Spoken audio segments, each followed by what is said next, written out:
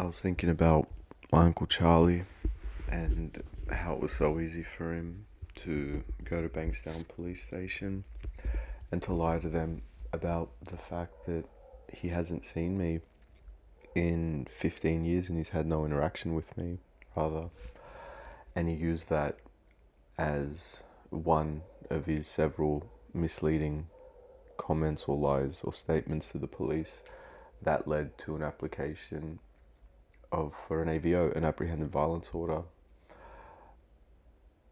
The fact that he can so brazenly say, brazenly and openly, no, I did not see him. I have not had any interaction with him in 15 years. I don't know why my nephew Andrew is doing this when he has abused me and my family on multiple occasions in that 15 years in different ways.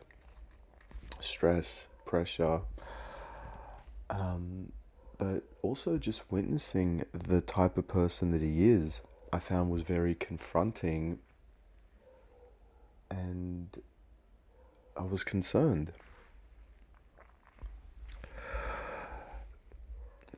He used to be the licensee at PJ Gallagher's in Enfield. It's currently the Enfield Hotel. That was one of those wonderful deals with the Charity Association and a reputable hospitality company, PJ Gallagher's. PJ Gallagher leased the bar that was owned by the Charity Association, and their building and office is located on top and beside the pub, Enfield Hotel. So it was a great deal for PJ Gallagher and for the Charity Association, and my uncle was involved in his own way because he came out of it being licensee of PJ Gallagher's. Shortly after, he was removed as the licensee when it was found out that he misled the licensee board, let's say, when he said that he hadn't been known by any other name. Well, he didn't say that. He didn't inform them that he was known by another name, and that other name was Charlie Toke, for which there were multiple criminal records for. When that was found out, he was quickly removed as the licensee, of course. And I think he was also not excommunicated, that's not what Charity Association does, but his relationship with the association sort of dissipated after that, after he was removed as licensee.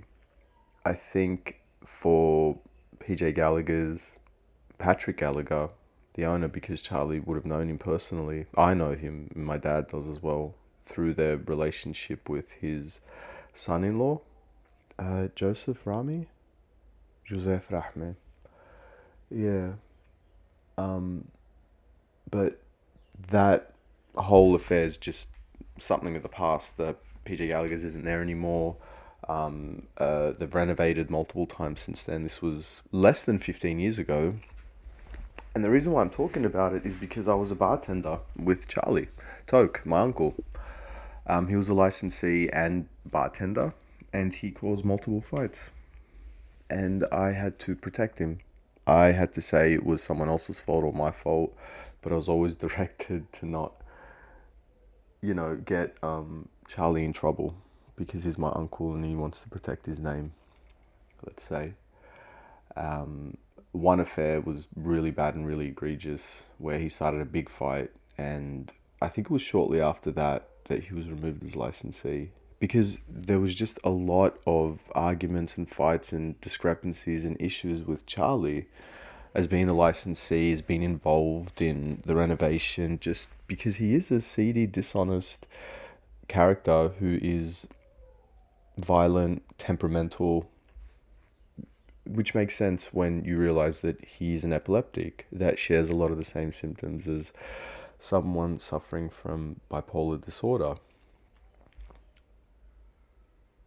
There was one night where we were cleaning up and closing up, me, my Uncle Charlie, and A cousin was with us. He was just hanging out while me and Charlie were packing up. Mansoor. Um, his wife's Mary, I think. Mansoor, beautiful blue eyes, curly hair, just lovely, lovely guy. And he was just hanging out with me and my uncle Charlie as we were packing up PJ Gallagher's in Enfield, closing up, sorry. And someone extremely intoxicated, a young lady came in extremely intoxicated from the street and was asking for help or something, but she needed help. And I assumed that, the police were going to be called or she was going to be helped or whatever. I don't know what I thought, but I just knew that she needed help and that Charlie took her out to the back and he was gone for half an hour to an hour. I don't know. And I was just hanging out, getting drunk with Mansoor.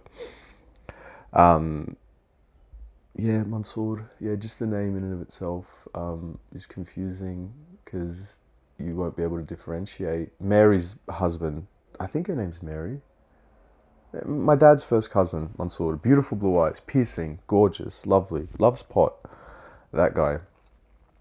Um, we were just hanging out, drinking, giggling. It was lovely. And Charlie comes back, just giggling and boasting about the fact that he got that girl to give him a blowjob. And I was horrified. I didn't say anything at the time, but that was horrifying to hear. That rather than help this poor lady that needed it because she was intoxicated, he took advantage of her sexually. I don't know if he actually did because I didn't witness it. And I think it's important to say that. I'm not accusing him of sexual misconduct. Well, I actually am because he admitted it. But I'm not saying that I witnessed it. I'm saying that I have an issue that my uncle, who at the time was a licensee for PJ Gallagher's, and who was a leader in the Maronite church as well, was boasting about getting fellatio from someone inebriated off the street. That's the person that had a guardianship, full guardianship over his mother. Health.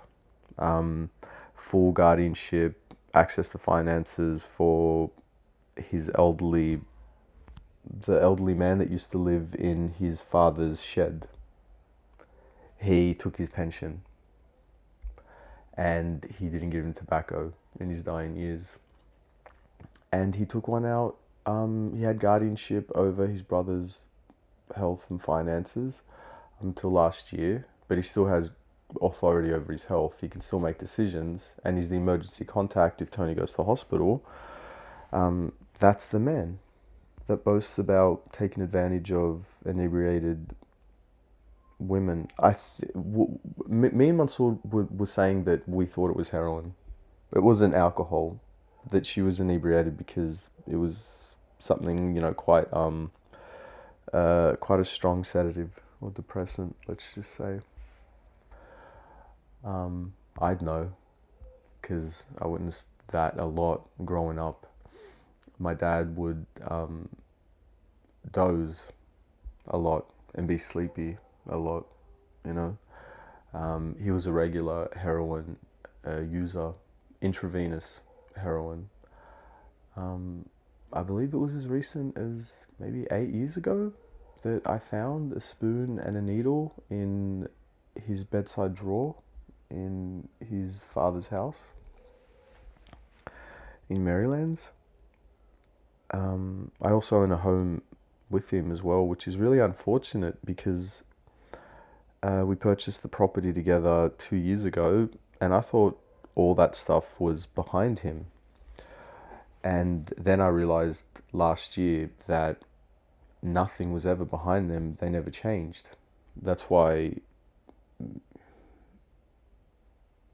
it did surprise me, but now it doesn't surprise me that, for example, my Uncle Charlie assaulted his wife on their honeymoon last year, or no, 2022. So these are recent things. The fellatio at Patrick Gallagher's, at PJ Gallagher's, about 14 or 13 years ago. The sexual intercourse while I was passed out after my leleya. That was about 6 years ago. And you assaulting your wife. Uncle Charlie assaulted his wife. These are patterns, right?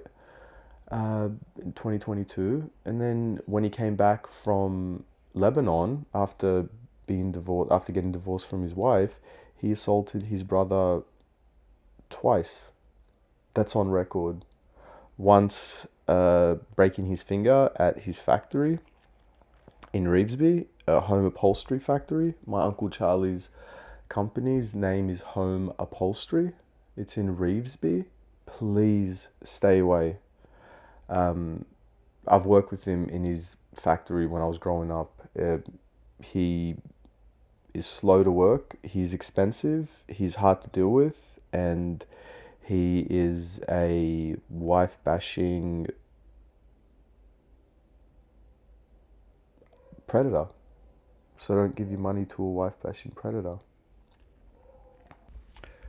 Give your money to the Pshari Association and to the Toke Association. Let's get some more donations happening so we can get better, nicer events, social gatherings, to put all this sort of pain and mess behind us. Go to PJ Gallagher's if it's still around. I'm not even too sure if it is. Go to Enfield Hotel. It's a nice little local gem. I really enjoyed working there. When it was PJ Gallagher's, the quality of the locals is just really lovely. I think that's the overall kind of message that I wanted to say, really, when I was referring to, PJ Gallagher's and the Pshari Association, the Toke Association, and how they're all connected and associated with my Uncle Charlie. The reason why I wanted to tell that story is also just to shout out to those organizations for identifying that there was an issue with my Uncle Charlie and removing him as a licensee, stopping the Pshari Association, I believe, stopped all their association with Charlie after that or around that time, because Charlie was just doing a lot of Charlie-isms, abusing, shouting, lying, misleading. That was a big one, I'd say, especially with the licensee debacle. But they removed him.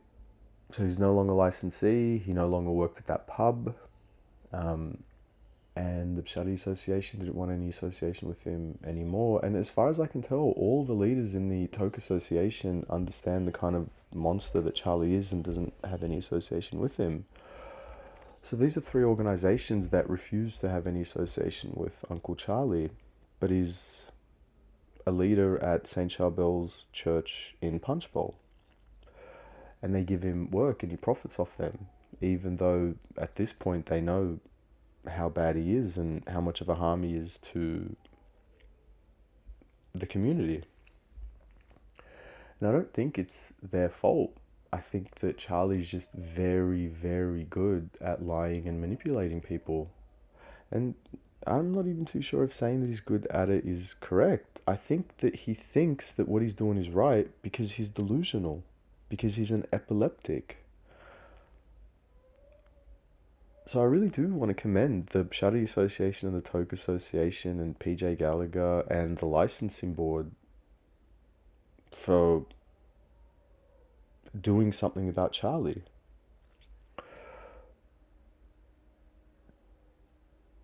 That happened.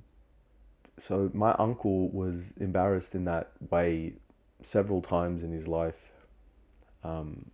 And those occasions are never sort of looked at as reasons to be suspicious of Charlie. No one asked, why did he stop working at PJ Gallagher's? Why did he stop being a licensee? Why do people in the Toke Association feel uncomfortable with him? And the Pshari Association? Why didn't the St. Charbels Parish and Punchbowl take my concerns seriously or ask these questions? I know the answer because I was suffering from mania, and the way that I went about voicing my concerns was like a madman. So I don't really want to be too judgmental, right? Because it's a lovely church after all, but they make a lot of very poor decisions that make me concerned about where their priorities are. So, for example, they have a outdoor church setup with seats, right? Pews, right?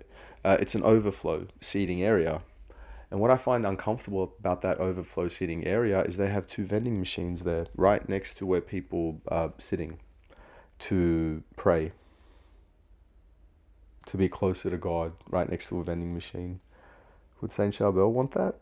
Would that Charbel want that? A vending machine?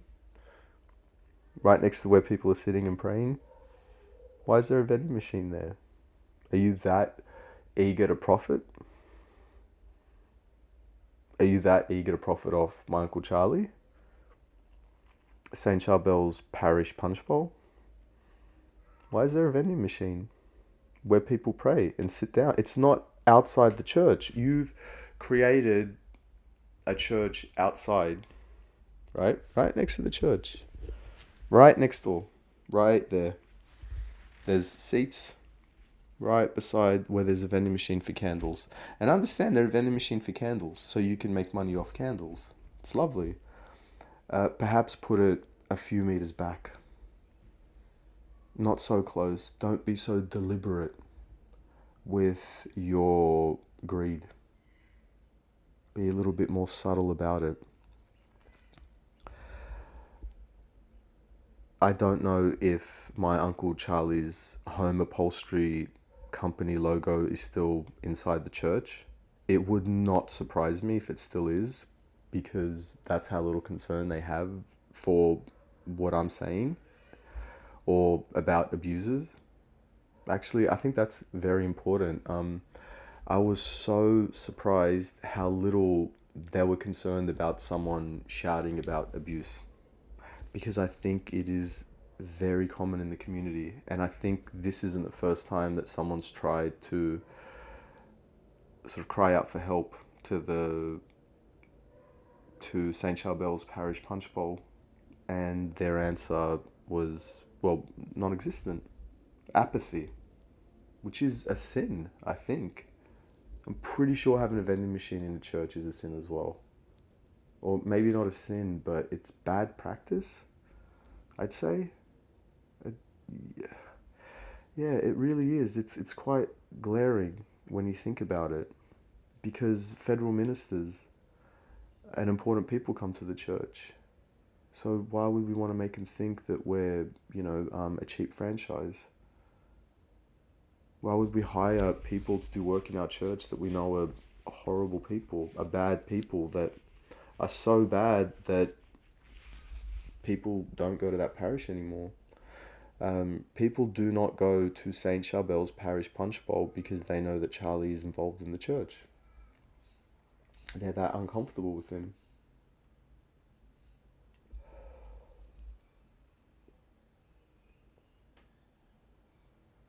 It was really disappointing how St. Charbel's Parish Punchbowl replied to my concerns. I didn't realise so many people around me, when I was making all those posts and when I was emailing the church and when I was sending them flyers, saying like, why are you wasting your time? They don't care. Imagine that. That's their local community church. Don't waste your time. They don't care. And that was a sentiment shared by 4 people. During a time where I was probably talking to 6. You know what I mean? And all religious people. People do not feel comfortable in St. Charbel's Parish Punchbowl. A lot of bad things have happened there.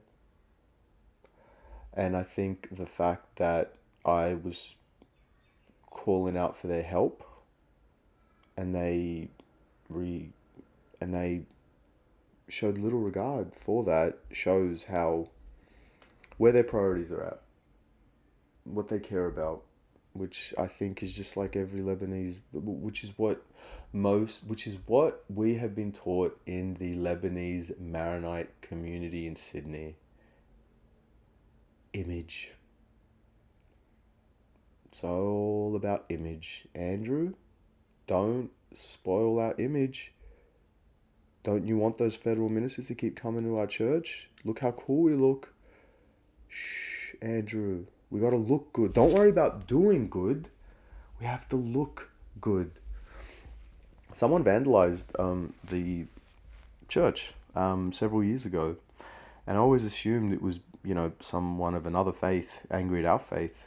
I think now it might have been someone in the church, like a Maronite, that vandalized that church. I hope not, but I wouldn't be surprised. It genuinely is concerning how they reacted to someone saying that they're a victim of domestic abuse and violence and giving them a whole laundry list of police records. Such a shame. It's good that there's, churches are a dime a dozen. They're like pubs. They're everywhere, around every corner.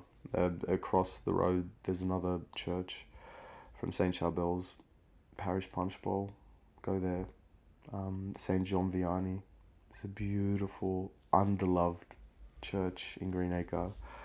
St. Patrick's Catholic Church in Summerhill / Ashfield is a gem that needs more people, needs more love. You get me? I think, there's just a little bit of a problem with St. Charbel's Parish at the moment.